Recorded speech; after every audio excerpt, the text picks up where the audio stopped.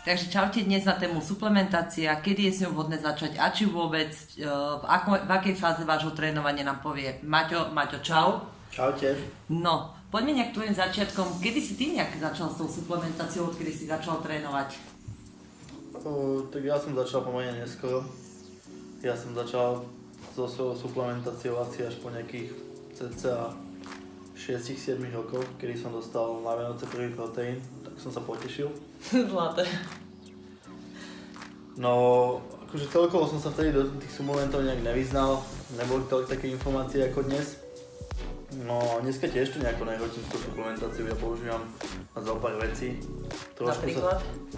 Určite používam, čo sa týka celoročne, čo používame, určite proteín, BCAčka, glutamín a myslím, že aj kreatín tam mám, ten tiež vysádzam až úplne niekde pred dietou, že myslím, že do posledného mesiaca to púšťam. Takže toto mám taký základ a možno ešte argín pred tréningom. Dobre, a ty, čo sa vlastne nevyznal, skús tieto vlastne suplementy popísať, na čo slúžia, kvôli čomu si ich zaradil do tvojho kvázi doplnkového výživového návyku ty? No tak treba povedať, že sú to doplnky výživy, čiže slúžia ako doplnok, nie ako strava. Základ je vždycky tá strava, ale tieto suplementy slúžia na to, aby sme si tú stravu mohli obohatiť, čiže navýšiť ten počet bielkovín za ten deň. Čiže nemusíme jesť, dajme tomu toľko mesa, toľko vajec, keď tam dáme ten proteínový koktail, tak samozrejme nám to trošku navýši, trošku to odľahčí to trávenie a celkovo sa človek cíti potom lepšie. Tu sa nás chytá otázka, kedy teda proteín? Pred tréningom, po tréningu? Určite po tréningu. Jednak je to výborné tým, že je to tekuté, keďže človek po tréningu má krv väčšinou vo svaloch a tie tráviace šťavy nie sú ešte tak úplne pripravené na takúto tuhú stravu. Takže ten proteín je tam úplne na mieste, keďže je tekutý a ľahšie do toho vleze a ľahšie sa strávi. Potom počkáme cca hodinku a môžeme sa v kľude nájsť. No a myslím si, že proteín tak pre bežného človeka asi stačí. To akože nejak netreba zase hrotiť. Dobre, zoberme sa, že som úplne začiatočník, v živote som necvičil, došiel do tebe, keďže robíš trénera, máš klientov, tak možno sa ťa aj pýtajú, že čo teda by mohli a či vôbec môžu niečo nasadiť, tak čo im odporúčaš ty, ako začať v tej úplne prvotnej fáze, keď začínaš vôbec cvičiť, dávaš nejaké magnézium alebo vitamíny nejaké na začiatku, alebo ako u teba prebieha tá konzultácia s klientom? Ako úplne začiatočný cvičenec, ktorý príde dajme tomu do fitka prvýkrát, vôbec sa do toho nevyzná, tak vždy si dávam dôraz na vitamíny a minerály. To je pre mňa alfa omega. A čo sa týka proteínov a všelijakých týchto doplnkov stravy, to riešim až ako druhotnú vec, pretože keď je človek chorý alebo ho skolí nejaká víroza, tak ten proteín mu až tak nepomôže. V prvom rade treba dbať na vitamíny, minerály, ktoré jednoducho človek len veľmi, veľmi ťažko dostane z prírodzenej stravy. Čiže doplňať toto po tréningu, keďže telo je vyťažené, je veľmi dobré. Hej, dobre, popíšme trošku, teda ten proteín sme si opísali, spomenal si kreatín, na čo slúži, aby vedeli aj tí, ktorí možno to počujú prvýkrát? Kreatín, myslím si, že kreatín je docela obľúbený suplement, veľa ľudí ho pozná, niektorí ho odsudzujú, niektorí sú zastancami kreatínu. Ja kreatín používam pomerne dlho, ja to robím tak, že moc nepoužívam tieto nasycovacie fáze. Ja ho používam, vždy si vyjívam 5 alebo 10 g do proteínu a používam ho v podstate tak ako keby celoročne. Že ani to nezaťaží až tak tie obličky a v podstate stále ho ako keby doplňujem. Hej, a slúži na to, aby sa stalo vlastne čo s tým telom? Regenerovalo sa alebo malo viac svalov? Kreatín trošku natiahne, aspoň tento základný, čo používam ja, niekoľko druhov kreatínov.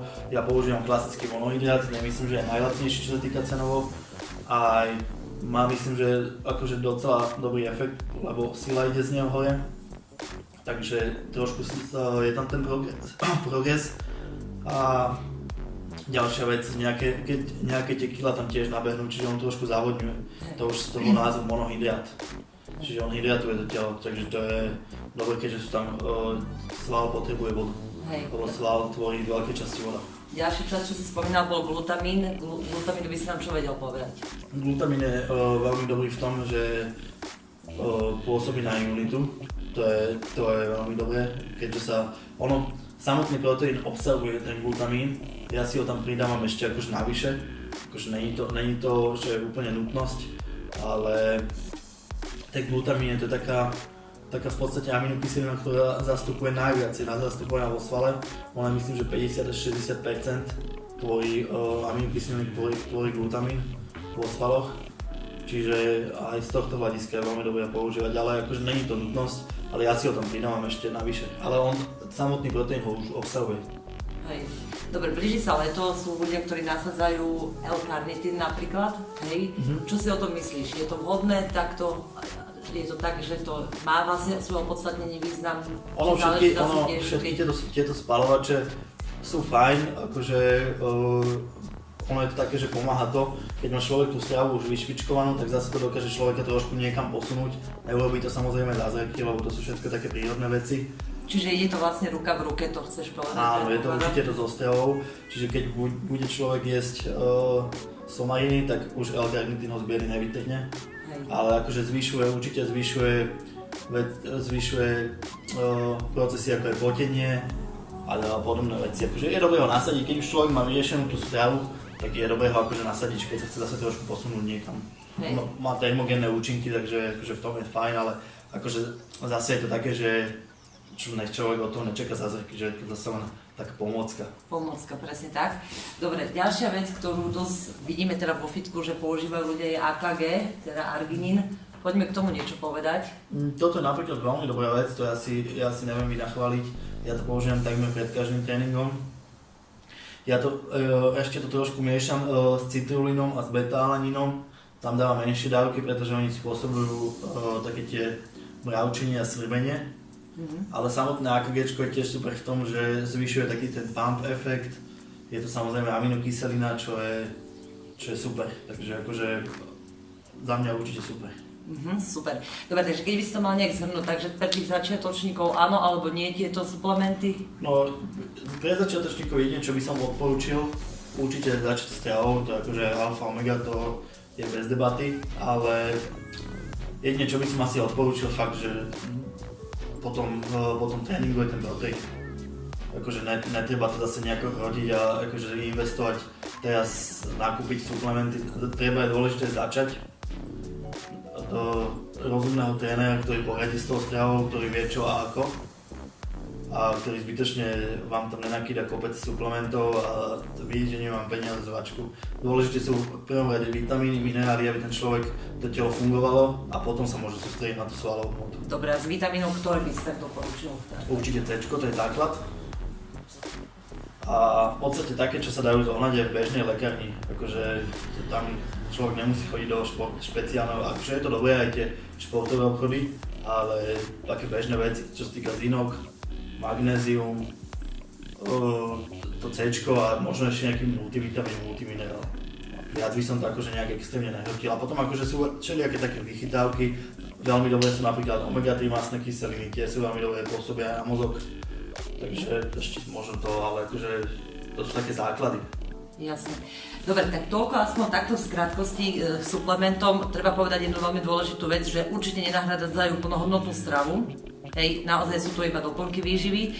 Ak máte akékoľvek otázky, kľudne nám dajte dole do komentu, dajte nám odber, like. My budeme pokračovať v týchto rozhovoroch, pretože tam je naozaj ešte čo povedať k tomu. Takže keď sme aspoň trošku zaujali, poďte na to, píšte nám komenty. Ďakujem vám pekne, Maťo, tebe tiež ďakujem vám pekne za rozhovor a majte sa zatiaľ a čaute. Čaute.